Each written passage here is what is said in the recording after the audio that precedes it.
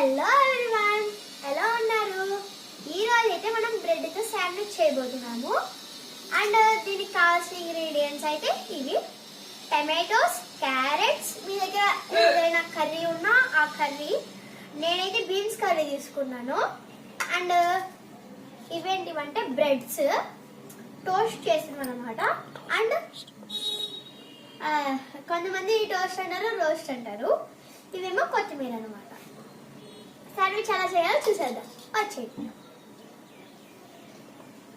ముందుగా వచ్చేసి ఒక బ్రెడ్ తీసుకుని ఇక్కడ పెట్టుకో.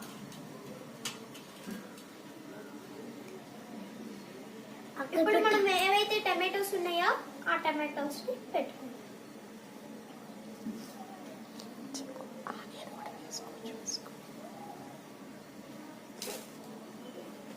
టమాటో,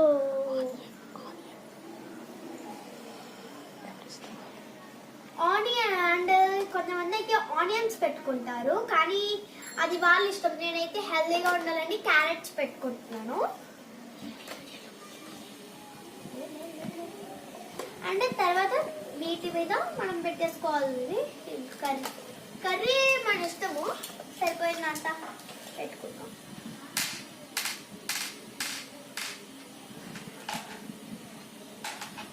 దీని మీద నెక్స్ట్ ఇంకొక పీస్ పెట్టుకోండి. నేను పెట్టుకున్నా.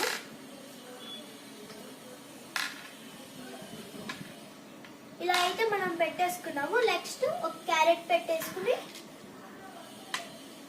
ఒక బ్రెడ్ పీస్ తీసుకుని పెట్టేసుకోవాలి.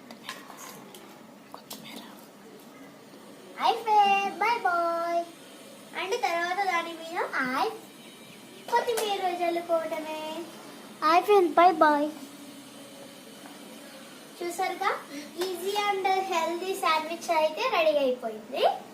ఈ శాండ్విచ్ ని మై బ్రదర్ తో టేస్ట్ చేద్దాం, ఎలా ఉందో చెప్పండి.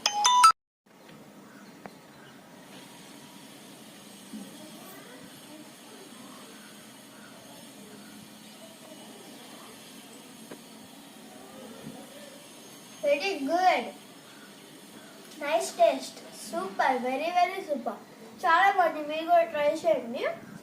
అండ్ హెల్దీ కూడా.